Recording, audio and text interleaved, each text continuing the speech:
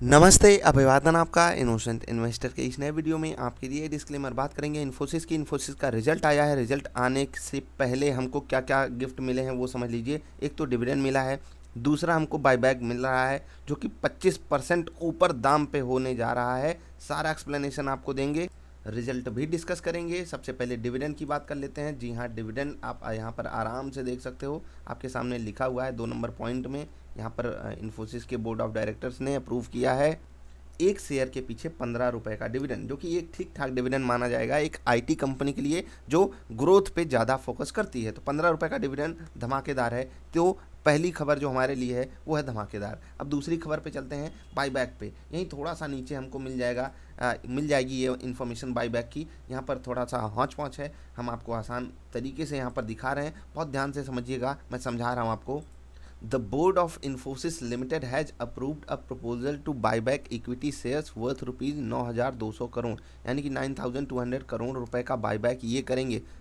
Price के terms में ये बात हो रही है, इतने शेयर्स का बाईबैक नहीं होगा, ठीक है। The company said in a stock exchange filing today, ठीक है। द आज ही रिजल्ट आया है तो वही बात है। The Bengaluru based software services major will repurchase इतना करोड़ शेयर्स, 5.25 करोड़ शेयर्स को ये रीपरचेज करेंगे हम आपसे, जिसको हम परसेंटेज टर्म्स में 1.23% कह सकते हैं। अभी मैं समझाऊंगा ये क्या है 1.23% of the total paid up capital. The filing set the buyback price 1750 रुपये, यानी कि कंपनी अपने ही शेयर्स को आपसे खरीदेगी, हमसे खरीदेगी, हम जैसे शेयर होल्डर से खरीदेगी 25% ऊपर। यहाँ पर आप देख रहे हो 25.2% प्रीमियम। आज की जो क्लोजिंग प्राइस आपके सामने दिख रही है वहाँ से 25.2% प्रीमियम पे कंपनी खरीदने जा रही है। अब पहले मैं आपको ये चीज़ समझा देता हूँ क्योंकि यहीं से आपके सामने क्लैरिटी आएगी। क्या 25% हम सबको टोटल मिलने वाला है, वही हम आपको समझाएंगे। पहले इसको हम समझ लेते हैं। और ये किस बेस पे होगा आपको पता है, अगर आपने पढ़ा होगा 7th 8th क्लास में रेशियो एंड प्रोपोर्शन, तो उसी बेस पे होगा। जितने प्रोपोर्शन में आपके पास शेयर्स होंगे उसी प्रोपोर्शन में आपको मिलेगा। प्रोपोर्शन कैसे काम करेगा वो भी दिखा देता हूँ आपको। देखिए, इस कंपनी के पास लिस्ट इशूड कैपिटल शेयर्स जो हैं टोटल वो हैं 426 करोड़ शेयर्स, और जो बाईबैक हो रहा है वो 5 करोड़ शेयर्स का हो रहा है। अब आप समझ सकते हो कि ये अगर 100 करोड़ शेयर्स होते और फिर 5 करोड़ वो बाईबैक करते तो 5% शेयर्स का बाईबैक होता, ठीक है। उसी हिसाब से 400 हैं तो 1 पॉइंट समथिंग यहाँ पर जो लिखा हुआ है, हम कैलकुलेट नहीं कर रहे हैं, आपके सामने कंपनी ने खुद कैलकुलेट करके दिया हुआ है 1.23%, ठीक है। परसेंटेज टर्म्स में 1.23। तो इसमें से 1.23% शेयर्स जो हैं वो 1750 पे इन्फोसिस जो है वो खरीदेगी। अब मैं आपको बता देता हूँ, इसमें से मैं अभी एग्जैक्ट कैलकुलेशन आपको नहीं दे रहा हूँ, ये आपका होमवर्क है, आप चेक कीजिएगा ये 1.23 कैसे हो रहा है उसको इन टर्म्स में आप देख रहे हो। लेकिन कुछ शेयर्स जो हैं वो प्रोमोटर्स के पास होंगे, वो अपना ही शेयर बेच के खुद ही थोड़ी खरीदेंगे। तो हम आपके पास जो शेयर्स हैं, यानी कि पब्लिक शेयर होल्डिंग जो है, जो म्यूचुअल फंड्स के पास है, जो एफआईआईज के पास है, डीआईआईज के पास है, वो अपना शेयर उसी रेशियो में दे सकते हैं। जैसे कि मान लेते हैं कि टोटल कंपनी के पास 100 शेयर्स हैं, ठीक है। अब आपके पास अगर 10 शेयर्स हैं और कंपनी 10% शेयर्स का बाईबैक कर रही है तो आपके एक शेयर्स उठाएगी, समझ रहे हैं ना। तो ऐसा मत सोचिएगा कि आपके पास जितने शेयर्स हैं वो 1750 में बिक जाएंगे। इतना समय मैंने इसीलिए लिया आपको ये बात समझाने में, तो आई होप मैंने आपको ये चीज़ समझा दी। अब डिविडेंड के बाद हम चलेंगे, डिविडेंड हो गया, बाईबैक हो गया, अब चलते हैं एग्जैक्टली रिजल्ट पे, क्योंकि वो है सबसे ज़रूरी, क्योंकि वो हमको स्टॉक मार्केट में काफ़ी चीज़ें क्लैरिटी के साथ समझा देता है। अब बहुत ध्यान से रिजल्ट समझिएगा। इन्फोसिस का रिजल्ट मुझे देखने में बहुत प्यारा लगता है। पहली चीज़ तो इनकी जो लुक एंड फील होती है, सच में बहुत अच्छा, one of the best result ये पेश करते हैं लुक एंड फील के मामले में। तो इसके लिए इन्फोसिस को बहुत बहुत धन्यवाद। और कुछ कंपनियां जो ऐसी हवाई अल्लाह के रिजल्ट रख देती हैं, लगता है कि एहसान कर रही हैं हमारे ऊपर, उनसे भी रिक्वेस्ट है कि ऐसे ही रिजल्ट प्यार तरीके से पेश किया करो। हम आपके शेयर होल्डर हैं, एहसान नहीं कर रहे हो हम पे, ठीक है, मालिक हैं हम आपके। और फिर किसी दिन मूड ख़राब हुआ तो पता है ना क्या होगा। खैर, आगे बढ़ते हैं।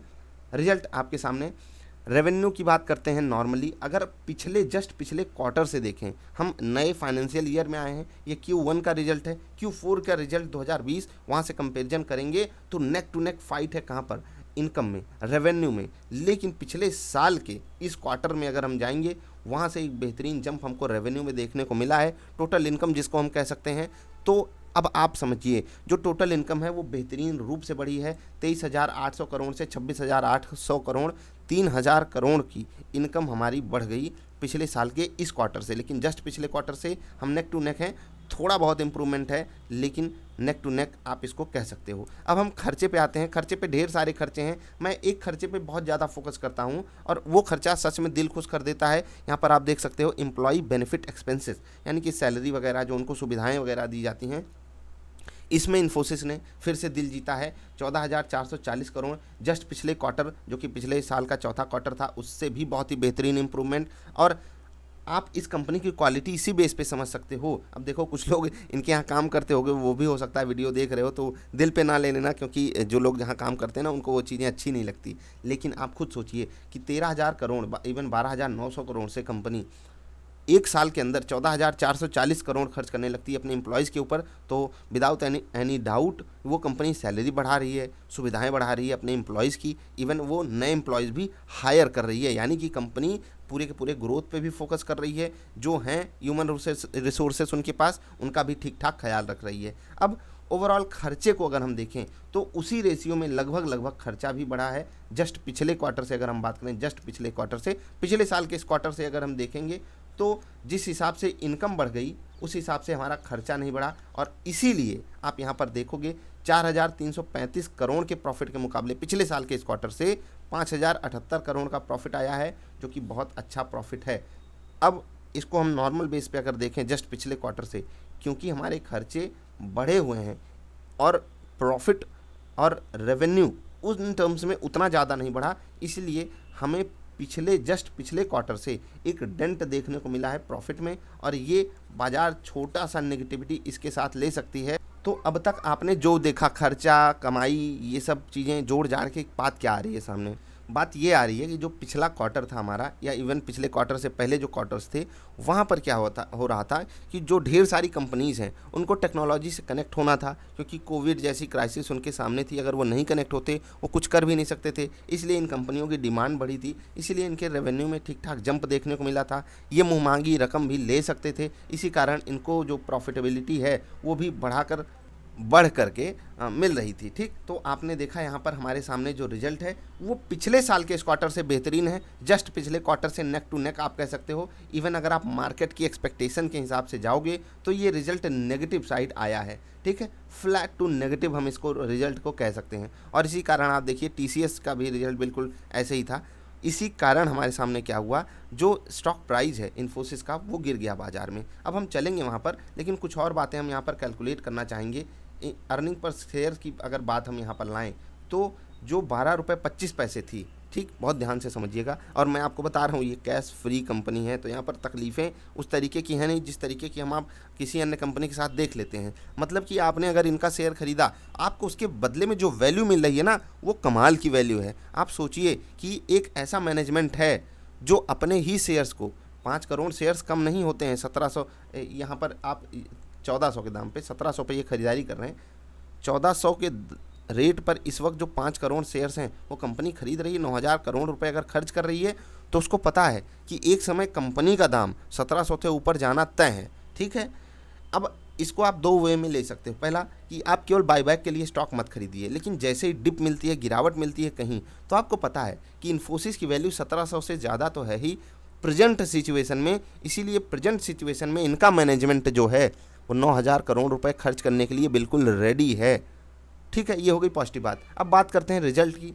रिजल्ट जिस हिसाब से आया है मैं आपको समझा देता हूँ। ये जो मोमेंटम है ये फालतू है।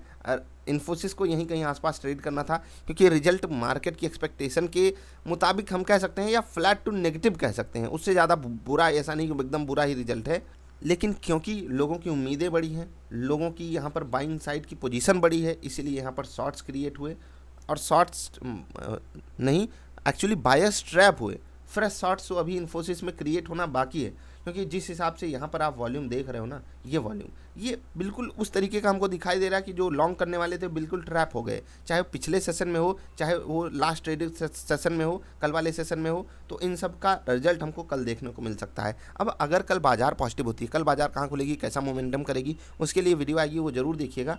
अब अगर कल बाजार पॉजिटिव होती है तो भी इन्फोसिस के लिए पॉजिटिव होने का बहाना बहुत छोटा है, क्योंकि 15 रुपये का अगर आप यहाँ पर डिविडेंड लेकर आओगे तो 1% का डिविडेंड है। अब ये प्योरली डिविडेंड स्टॉक तो है नहीं, आप ग्रोथ स्टॉक में पैसा लगा रहे हो, भले बहुत ब्लू चिप कंपनी हो, लेकिन फिर भी 1% का डिविडेंड बहुत ज़्यादा एंथुजियाज्म नहीं देगा बाजार को। दूसरी बात 1% एक्स होगा, इसमें से मतलब 15 रुपये तो ऐसे ही प्राइस में से चला जाएगा डिविडेंड के चक्कर में, वो अभी तो होगा नहीं, खैर कल वो आने वाले समय में होगा। आप रिकॉर्ड डेट देख सकते हो, वो भी मैं आपको दिखा देता हूँ कि डिविडेंड की रिकॉर्ड डेट क्या है, नहीं तो आप लोग नाराज़ हो जाओगे, कहोगे हमें पता ही नहीं रिकॉर्ड डेट क्या है। खैर अब कल क्या होगा मैं आपको समझा देता हूँ। अभी इन्फोसिस बाईबैक के लिए क्या आपको देना चाहिए, क्या प्रेजेंट सिचुएशन में खरीद के आप प्रॉफिटेबल हो सकते हो। मैं कह रहा हूँ अगर आपका पॉइंट ऑफ व्यू 1.5 साल या उससे ज़्यादा का है तो आप खरीद सकते हो। कल की गिरावट अगर आती है तो छोटी मोटी, बाकी जो बेस्ट बाइंग लेवल है 12.50 के आसपास का है, वहाँ पर अगर आपको मिल जाता है इन्फोसिस तो आप वहाँ पर ले सकते हो और बाईबैक में पार्टिसिपेट कर सकते हो। हम दोनों चीज़ों की आपको तारीख अगर होगी तो नीचे कमेंट में या अभी बता देते हैं, 1 मिनट चेक कर लेते हैं। आपको हम डिविडेंड की रिकॉर्ड डेट यहाँ पर दिखा रहे हैं। बाईबैक जैसे आगे बढ़ेगा उसको हम आपके साथ शेयर करेंगे, कोई टेंशन लेने की आपको ज़रूरत नहीं है। अगर कोई चीज़ दिक्कत आप फेस करते हो तो आप कमेंट करके पूछोगे, हम आपको रिप्लाई करेंगे। यहाँ पर आप देख सकते हो the record date for proposal of AGM and final dividend is 1 June 2021, यानी कि क्या the dividend will be paid on 25 June 2021, मतलब 25 जून को आपके पास डिविडेंड आएगा। और जो रिकॉर्ड डेट है वो 1 जून है, यानी कि 1 जून या उससे पहले, इवन T+2 का सेटलमेंट है तो 1 जून से 2 दिन पहले आप इस स्टॉक खरीद के रखना, जिससे कि आपको डिविडेंड मिल सके। ठीक, तो ये जो ओवरऑल न्यूज़ आई, रिजल्ट आया, इन सब के बीच मैं इन्फोसिस में क्या कर रहा हूँ, अगर मेरे पोर्टफोलियो में है ये, मैं कुछ नहीं करने वाला, क्योंकि मैं एक ऐसी कंपनी में हूँ जिसके मैनेजमेंट को उसके ऊपर बहुत भरोसा है और ये सच में अंदर से बहुत बड़ा कॉन्फिडेंस बूस्ट अप करता है। ठीक, गिरावट मिलेगी, अगर मुझे ये स्टॉक 1050 के आसपास मिलता है तभी मैं ऐड करूंगा, अदरवाइज मैं वेट एंड वॉच सिचुएशन में हूँ। मैं इन्फोसिस में कुछ एक पर्टिकुलर रूल्स फॉलो करता हूँ इन्वेस्टिंग के लिए, डबल आई फार्मूला के थ्रू मैं वो आपको भी प्रोवाइड करता हूँ। खैर अभी आप क्या डिसीजन लोगे वो आपकी पर्सनल चॉइस होगी। डिविडेंड के लिए मैं इन्फोसिस खरीदने के लिए मना कर रहा हूँ आपको, बाईबैक के लिए भी इन्फोसिस खरीदने के लिए आपको मना कर रहा हूँ, रिजल्ट के हिसाब से भी मैं इन्फोसिस खरीदने के लिए आपको मना कर रहा हूँ। मतलब कोई भी ऐसी चीज़ हमारे सामने इन्फोसिस ने नहीं रखी है कि मैं आपको बोल दूँगा इन्फोसिस जाकर कल खरीद लो। मोमेंटम किधर भी आए हमें उससे मतलब नहीं, हम ट्रेड करेंगे अगर हमको अपॉर्चुनिटी मिलती है, अदरवाइज आप इग्नोर कर दीजिए। ये इन्वेस्टिंग और शॉर्ट टर्म स्विंग ट्रेड के लिए अपॉर्चुनिटी का मौका नहीं है। ठीक है, हम मिलेंगे फिर से। कोई कन्फ्यूजन हो तो नीचे पूछिएगा, कोई चीज़ नहीं समझ में आई तो भी पूछिएगा। वीडियो पसंद आई तो लाइक कर देना, चैनल पसंद आया तो